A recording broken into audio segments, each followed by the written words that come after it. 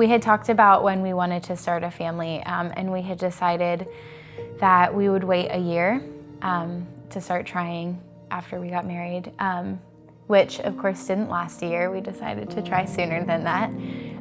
So we got married in September, and we started trying that next July. We never thought, even heading into our marriage and that we would never have a complication. So we ended up going and seeing the doctor, and eventually cleared me. And then, of course, that kind of swings the pendulum to Mel, and trying to figure out like if there's anything going on with her. I got a lot of testing done. They said that everything looked pretty good, and to keep trying. So we went several more months before we kind of said, hey, we're still not getting anywhere with this, and what are our next steps gonna look like? So that's around when we got technically diagnosed with unexplained infertility. And that was, I felt really frustrating because, if there's something wrong, you can move forward and know how to fix it. But the fact that they weren't finding anything was a blessing, but it was also hard, because then where do you go from there? Things began to change, and it got actually really difficult. It's crazy how much pressure and stressful it's been. Man, one thing that I didn't really prepare for is kind of the sudden times it just hits you. I remember seeing something, and it was kind of like a dad playing with his young son, playing catch, and I've always dreamed of doing that. And so I had to go retreat to the bedroom and just have it out, and it's difficult when you want it so bad. And, you even kind of struggle with the idea, God, do you not trust me to be a dad or a parent? You kind of go to some dark places, and it stings in our circles of friends and stuff, and even throughout our church. There's actually literally a baby boom happening, and they feel the need to approach us before they go public with their information. That's difficult, not just from a selfish standpoint where it's just a reminder of your issue, but we also want our friends to know and understand we celebrate the miracle that they're experiencing.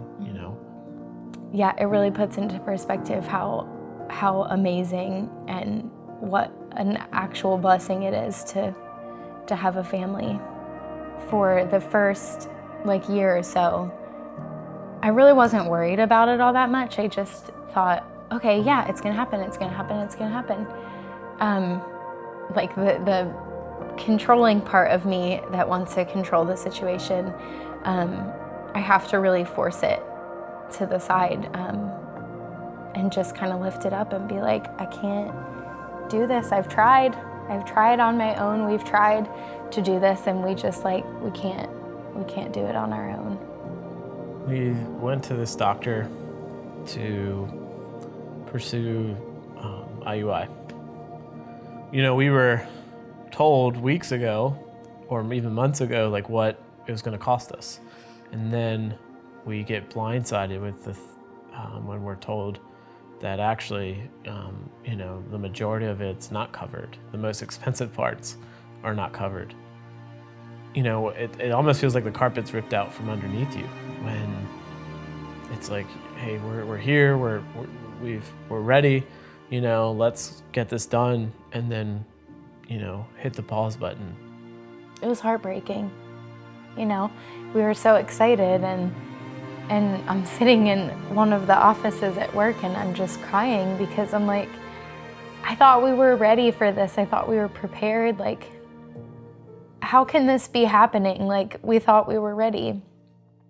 We have family and a few friends, even Pastor Matt and Kelly, who did our premarital counseling, you know, they're aware, and everybody's excited until we found this out. And, you know, Kelly texted Mel just encouragement and was like, hey, it's September, you know, we're praying for you. And Mel had to give her the news that we're not going to be doing this. And so, you know, we obviously, Kelly believes in the power of prayer and even getting specific with God. And so we hadn't told anybody how much we needed, the number, you know, but Kelly did ask. And so we gave her that number. So within, you know, 20 minutes of letting Kelly know how much we needed, I get a text message from my brother randomly. And he's just like, hey, what's your PayPal?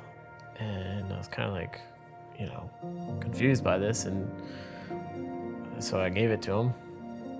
And I kid you not, with only one person outside of myself and Mel knowing how much was needed, my brother sends me that amount.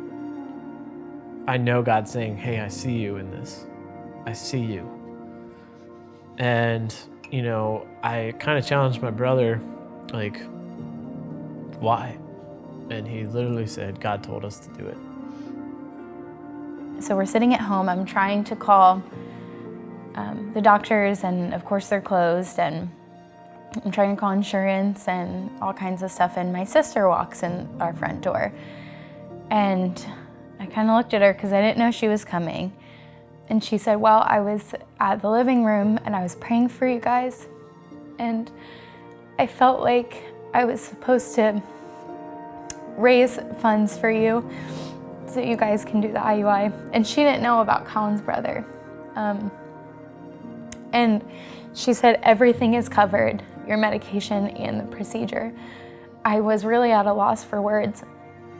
We get to the doctor for the ultrasound, and he says, hey, your body is like really reacting well to this medication.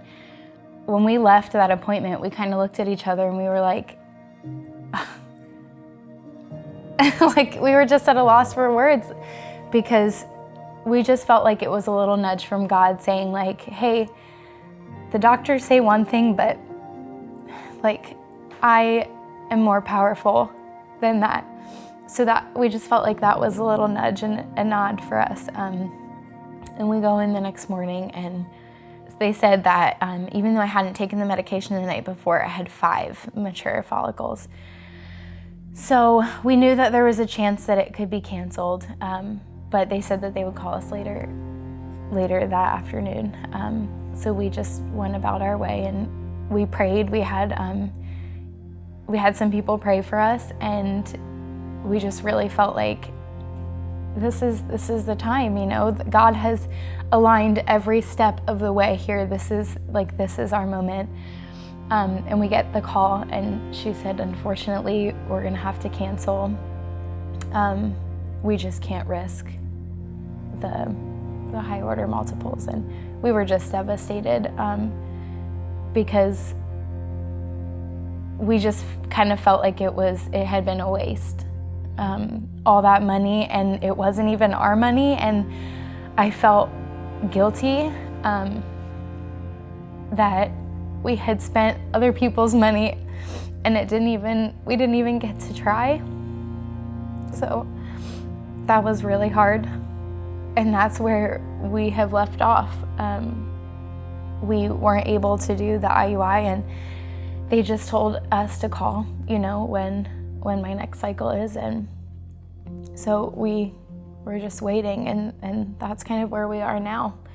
We had heard of other kind of so-called victories where other people were struggling, and then eventually, like, you know, they got pregnant, and you know, to see how God moved in their lives was just incredible. I was still kind of wrestling with like, well, kind of that what if, are we experiencing that as well? Or, you know, is this actually our true reality that we're struggling with? Even just a few weeks ago, we're singing this song called Waymaker. You know, and it goes, Waymaker, Promise Keeper, that is who you are. I was honestly struggling with saying that and believing it, to be fully honest. Honestly, he didn't feel like, or he doesn't feel like a way maker or a promise keeper. I guess those are just some of the struggles and challenges and things I'm wrestling with him about. But there is this inert like feeling and knowledge or truth that I know he knows what he's doing, and I know he's good. So I do sing those songs, I do sing those lyrics, and Jesus has revealed himself through the hearts of others, pouring out their love on us and their support. We've said to each other, I don't know how anybody goes through this without this sort of support system. It really is and continues to be the biggest blessing in our lives. I just feel like worship really is warfare. Like, it really is, like, mountains move and stuff happens and darkness flees when we worship and praise and thank him in our deepest and darkest times. I heard a verse one time, I think it was like through a podcast, and it really resonated with me, and I feel like it's kind of been my staple through this journey, and I have it printed out on my desk and I look at it every day. It's Habakkuk 3:17. Even though the fig trees have no blossoms and there are no grapes on the vines, even though the olive crop fails and the fields lie empty and barren, even though the flocks die in the fields and the cattle barns are empty, yet I will rejoice in the Lord. I will be joyful in the God of my salvation. The sovereign Lord is my strength. He makes me as sure-footed as a deer, able to tread upon the heights. So I just feel like even though all this is happening, yet I rejoice in the Lord. He is my sovereign salvation, and he is the one who holds me up and carries me through, whether it's infertility or not. Whatever it is, I would just encourage people to really get connected into a community. It is so important to have people rallying around you, people to be there for you when you really are in your lowest low. There's the human side of it. There's doubt, there's fear, there's anxiety, there's things we struggle with. But there is an overwhelming truth that prevails over all that.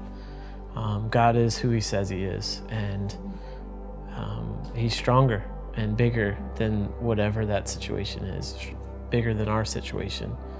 And he's gonna win, and he's gonna get the victory and the final say. I mean, we haven't experienced our miracle yet, you know, like, and it's scary to think, like, what if we never do?